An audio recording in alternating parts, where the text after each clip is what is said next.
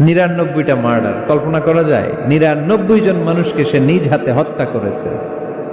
৯৯ murder করার পরে তার মনে ভয় আসলো, হায়রে না জানি আল্লাহ আমার সাথে কেমন আচরণ করে আখিরাতে, আমার তওবা আছে কিনা কপালে জানি না, আমার তো ক্ষমা নাই, কি করব আমি? তো সে লোকজনদেরকে জিজ্ঞেস করলো, আমার ক্ষমা আছে কিনা, এটা কে বলতে পারবে? আমাকে আল্লাহ মাফ করবে কিনা? তারা সবাই বলল, এই এলাকায় এক আল্লাহর ওলি আছে, তার কাছে যাও। সে আল্লাহর ওলির কাছে যেয়ে বলে, ও আল্লাহর ওলি, আমি ৯৯টা হত্যা করেছি, ৯৯টা মার্ডার, আমার কপালে ক্ষমা আছে কিনা তুমি একটু বলো। আল্লাহর ওলি কই, কি বললা? ৯৯টা মার্ডার? হায় হায় সর্বনাশ, তোর কোনো ক্ষমা নাই।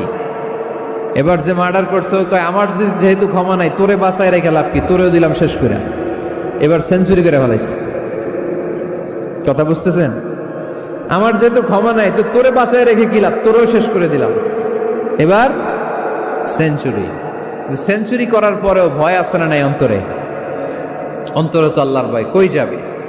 খুঁজতে লাগলো কে সমাধান দিতে পারবে। একজন বলল, ওই এলাকায় একজন বড় আলেম আছে, ওই আলেমের কাছে যাও।